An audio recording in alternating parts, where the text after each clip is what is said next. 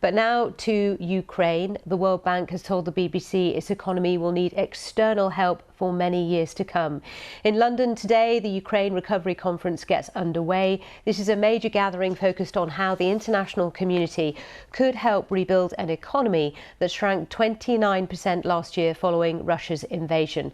Our reporter Jonathan Josephs has been talking to the World Bank's Bjerde, who explained the immediate priority for this year is to secure $14 billion of essential government services and urgent reconstruction. We would like to see continued support to Ukraine for the essential social expenditures, which we consider so important to maintain human development By outcomes. social expenditures, you mean things that Pensions, governments have to pay? social safety nets, teacher salaries, medical services to the population. Secondly, we want to see priority investments in areas such as infrastructure, energy, transport, agriculture, housing, incredibly important for Ukraine. And thirdly, we want to make sure that we also look very carefully at the interplay of public and private, because there is no way we can do this by only the public sector.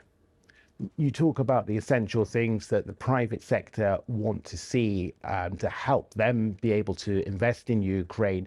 Things like raw materials, electricity access, internet access. What are the practical steps that you at the World Bank can do to help with these situations? So we've just done a survey actually of about 2,000 domestic firms, 80 multinationals. And what we've seen is actually quite interesting. Of course, they have had an impact on their revenues, they've had an impact on employment, but overall there's a great level of resilience. So sort of 4 out of 5 firms are still staying engaged in Ukraine, which is great. But they've changed and they've had to adapt. They've had to adapt geographical location and they've had to adapt to ICT. What they need is, of course, continued support and mechanisms to stay engaged. If we look at the money that you want for Ukraine, given the state of the global economy, people talking about recession in the United States and Europe, China's economy not firing on all cylinders, what are your expectations? Do you think the money will be forthcoming?